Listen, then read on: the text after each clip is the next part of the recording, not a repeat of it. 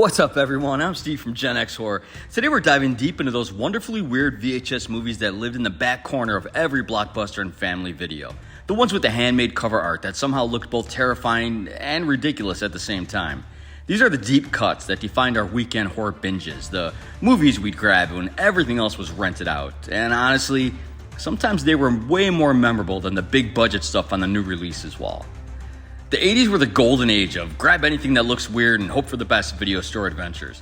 We'd spend 20 minutes wandering those carpeted aisles, arguing with friends about whether the B movie with the awesome cover could possibly live up to its promise, then take it home for a night of pizza, soda, and pure cinematic chaos. These 10 flicks represent the beautiful madness of low-budget horror at its finest. The kind of movies that taught us sometimes the best entertainment comes from the most unexpected places. You have to stop this insane research. That thing isn't satisfied just controlling the minds of the people who watch your TV. We're going to start out with 1988, and I was a freshman in high school in 88, and this one's The Brain, 5.2 on IMDb. This one was always sitting there in the sci-fi horror crossover section, just begging for you to take a chance on that gloriously bizarre cover art. When a popular self-help TV personality starts turning teenagers into mindless zombies through his motivational show, it's up to one rebellious student to figure out why everyone's acting like Stepford kids. And yes, the answer involves a giant pulsating brain that looks like it escaped from a 1950s B movie, and we love that. Director Ed Hunt, likely brother of Mike, had previously given us Bloody Birthday and clearly had a thing for mixing social commentary with ridiculous monster mayhem. This time targeting the whole self-improvement TV craze of the late 80s. The practical effects team went absolutely wild with the brain creature, creating something disgusting and mesmerizing, like if David Cronenberg had made a movie for teenagers who weren't allowed to watch actual Cronenberg films yet.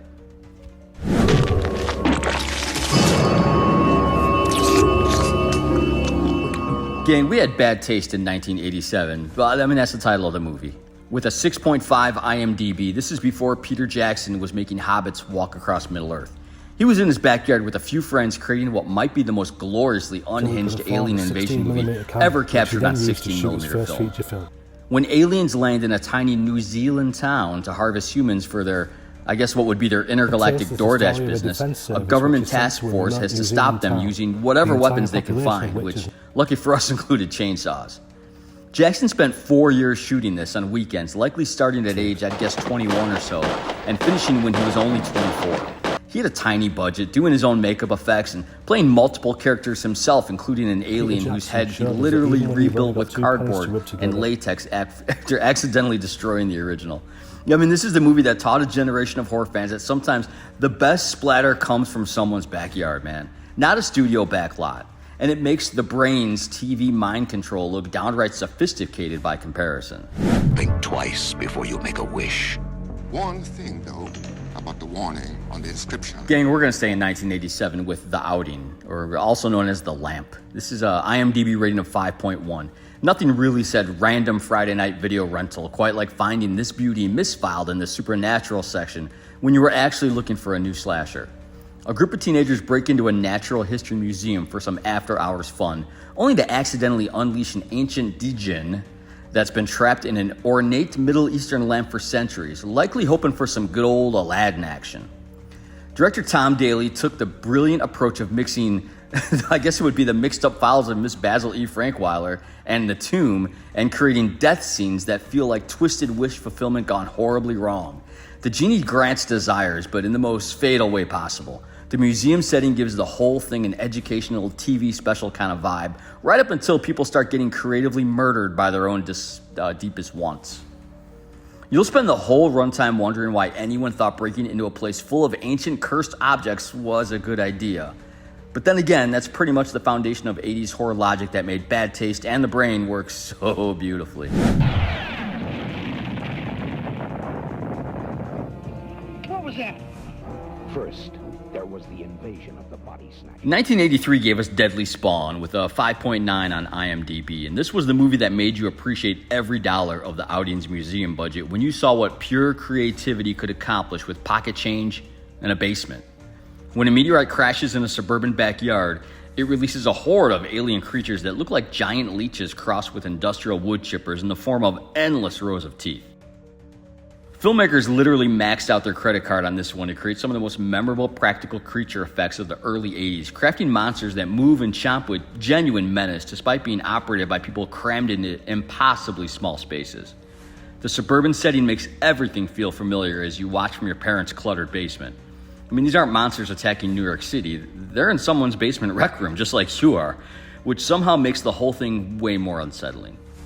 There are mysteries we have yet to solve. This one will likely ring a few bells, 1989's Hellgate. It only got a 3.6 from IMDb.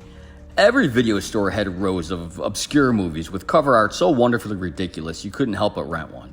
And Hellgate was definitely that movie, usually found wedged between legitimate horror classics and obvious cash grabs. When a group of friends stumble upon an abandoned Wild West theme park, they discover it's haunted by the ghost of a saloon girl who was murdered by bikers in the 1950s, and somehow she's gained the power to resurrect the dead using some kind of crystal laser beam technology. While not quite Deadwood-era technology, it kind of works here.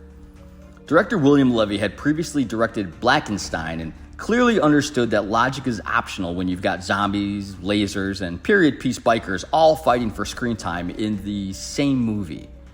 This is the kind of beautiful mess that made these late-night video store discoveries so magical. You never knew if you were getting hidden genius or a glorious disaster, and honestly, Hellgate manages to be both, much like Deadly Spawn did with its creature feature chaos we love. It began as an experiment that went terribly wrong. Now we're moving into Nightwish. This came out in 1989 as well and got a 4.8 IMDb rating. And this was right there next to Hellgate on the shelf, and this one always caught your eye with its promise of mixing college-age protagonists with cosmic horror that looked way too ambitious for its likely limited budget. A group of graduate students studying the psychology of fear agreed to spend a weekend in a remote house as test subjects. That seems bad.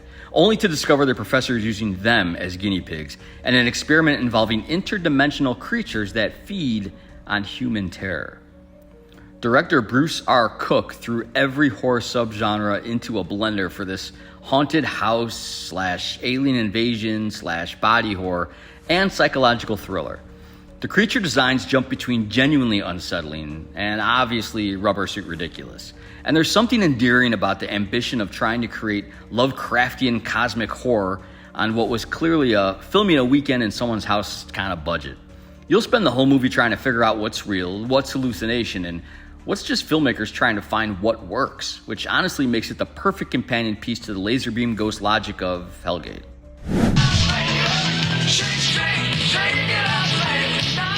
Gang, this one's gonna scratch an itch for sure for some of you. This is 1985's Hard Rock Zombies, and it's got an IMDb of 4.2.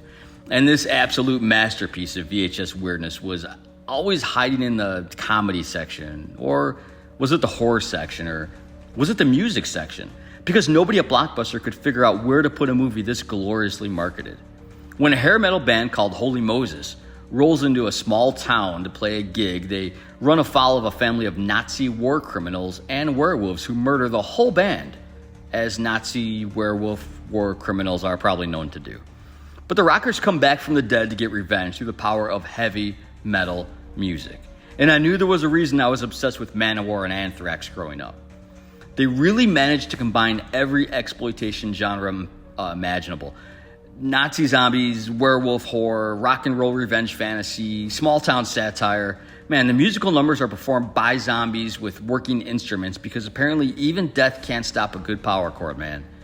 And the Nazi villains are so over-the-top cartoonish, they make Nightwish's interdimensional monsters look a little subtle. Imagine watching this and trying to stay quiet in the back room with your friends sharing a stolen Pabst Blue Ribbon as your parents watch LA Law on the main TV like a couple of squares. It's so sad to be alone. 1983's Mountaintop Motel Massacre got a 4.6 on IMDb. It is tucked away in the slasher section. This little number offered a different kind of isolated location horror that made Hard Rock Zombies' small town seem downright metropolitan. When elderly Evelyn Snively loses her mind and starts murdering guests at her remote mountain hotel, using a network of secret passages and trapdoors, she turns what should be a peaceful getaway into a deadly game of cat and mouse that feels like Psycho meets Home Alone with a lot more garden tools involved.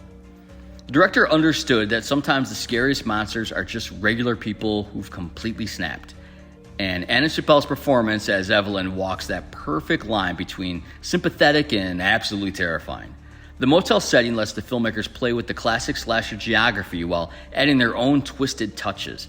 Every room becomes a potential death trap, and you'll never trust the ceiling again after seeing what Evelyn can do with some rope and a good hiding spot. Lost the barrel.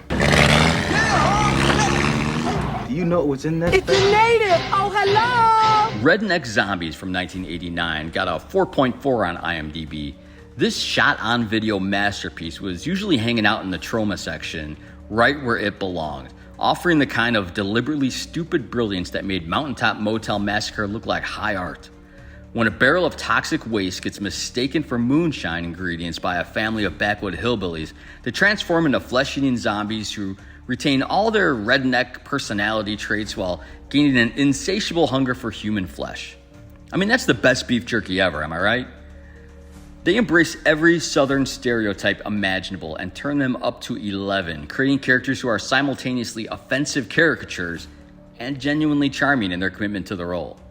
The shot-on-video aesthetic gives everything a home movie quality that makes the gore effects look both more realistic or found footage and more ridiculous at the same time.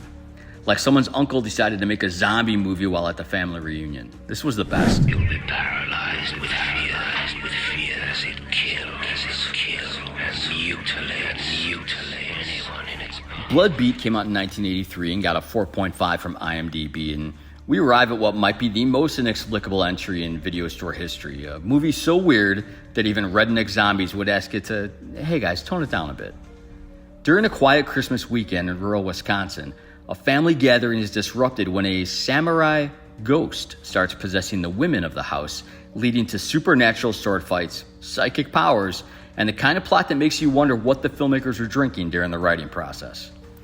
What was created was something that defies every convention of horror.